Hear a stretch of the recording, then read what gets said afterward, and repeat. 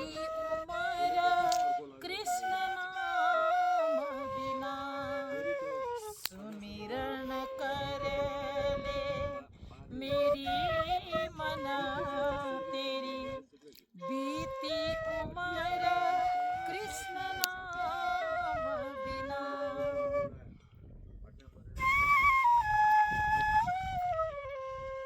हस्ती दन्त बिना, हात्तीको दाँत छैन भने हात्तीको पनि अस्तित्व छैन।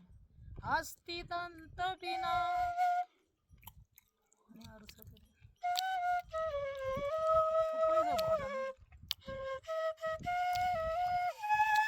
नारी पुरुष बिना, एउटी नारी विवाहिता नारी पति बिना ऊ पनि अधुरै हुन्छ। विवाहिता नारी आफ्नो पति छैन भने ऊ अधुरो हुन्छ।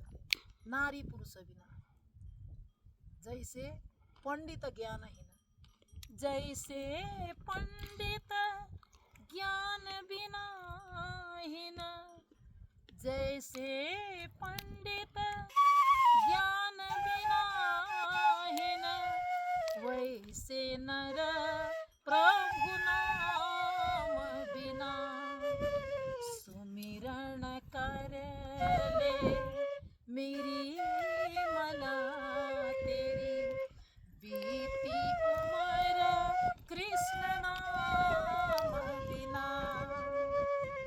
सुमिरन कर ले मेरी मन तेरी बीती उमर कृष्ण नाम बिना।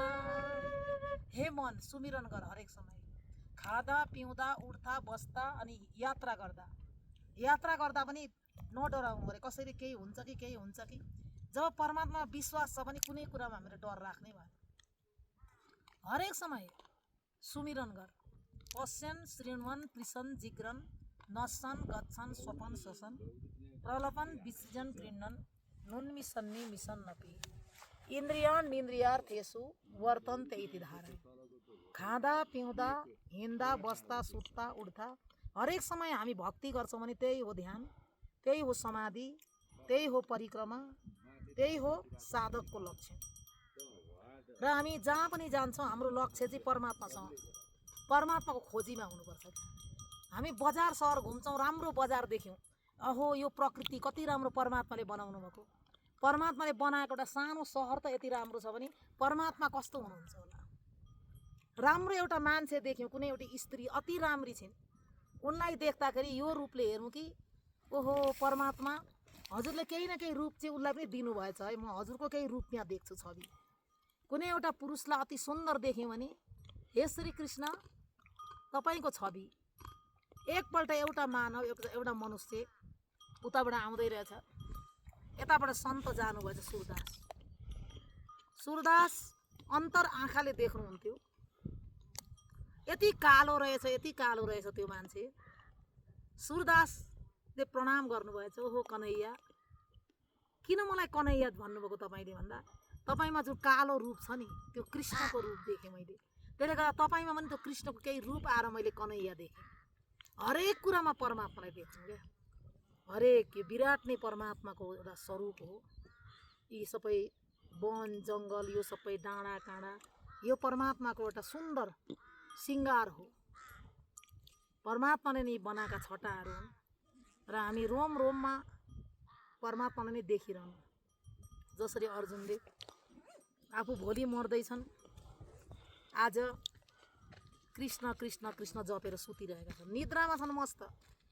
श्रीकृष्णले यो भोलि मर्दैछ मेरो सखा अर्जुन, यिनलाई केही कुरा सोध्नु पर्यो भनेर जाँदा त मस्त निन्द्रामा यसो ध्यान गरेर हेर्दा त उनको रोमावली जति रौँ छन् ती रौँ रौँमा कृष्ण कृष्ण कृष्ण नाम आइरहेको।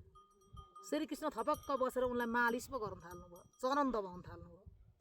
कृष्णले जब चरण दबाउँदा युधिष्ठिर पनि आउनुभयो, रुक्मिणी आउनुभयो, त्यहाँ हरेक रानीहरू आउनुभयो।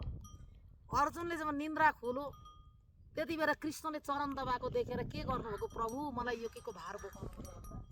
हे अर्जुन तिमीमा भएको जुन नाम हो, रोम रोममा मेरो नाम अंकित छ, म के भन्नु, म नै तिम्रो एउटा बसमा परिसकेँ। जति जति हामी नाम जप्छौँ नि त्यति त्यति रोम रोममा अंकित हुन्छन् ती नामहरू, लेखिन्छन्। अब ती नाम बाहिर जाँदैन, हामीले जपेका नाम हाम्रै रोममा लेखिन्छन् क्या। जति जप्यौँ त्यो कुरो परमात्माले देख्नुहुन्छ, हामी देख्दैनौँ। जीवनमा मैले यति नाम जपेँ यति भनेर हिसाब नगर्नु कहिले। हामी जति गर्छौँ नि त्यो हिसाब परमात्माले नै गर्नुभएको हुन्छ। त्यसले गर्दा नाम जपमा जति ठुलो अरू संसारमा केही छैन। नाम जप्न हामीले किन छोडिरहेका छौँ?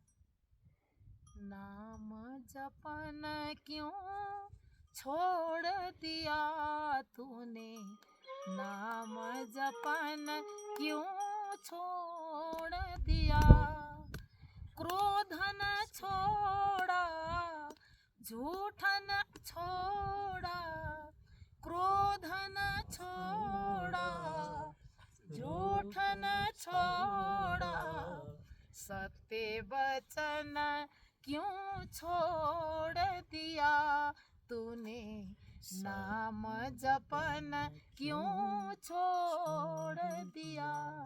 क्रोधलाई छोडेनौ, झुटलाई छोडेनौ, लोभलाई छोडेनौ, मोहलाई छोडेनौ, तर नाम जप्न छोडिरहेछौँ। अनेक बहाना गरेर परमात्माको नाम जप्न छोडिरहेछौँ। जप्ता जप्तै जपा सिद्धि प्राप्त गर्नु अरे। हामी हिँड्दा आफै अटोमेटिक जपियोस् क्या।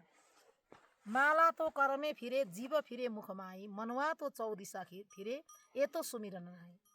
अब हामी पहिला सुरुवातमा त त्यही हुन्छ। माला जप्न बस्दाखेरि हाम्रो मन चाहिँ चारै दिशा घुमिरहेको हुन्छ, हातमा माला छ, अब जिब्रोमा नाम पनि जपिरहेको हुन्छ, तर मनुवा तो चौदिशा फिरे, हाम्रो जुन मन छ नि, मणिराम भन्छन् यिनलाई, मणिराम चारतिर चक्कर लगाइरहनु भएको छ। यहाँ माला हामी जप्दैछौँ, ब्याङ्कको हिसाब किताब हुन्छ त्यति बेला, चरको हिसाब किताब धनी मानीहरूको, कसैको भोजनको, कसैको श्रीमानको, कसैको छोराछोरीको, कसैले कति कमायो भन्ने कुरा चाहिँ यो मणिरामले खोजिरहेको हुन्छ।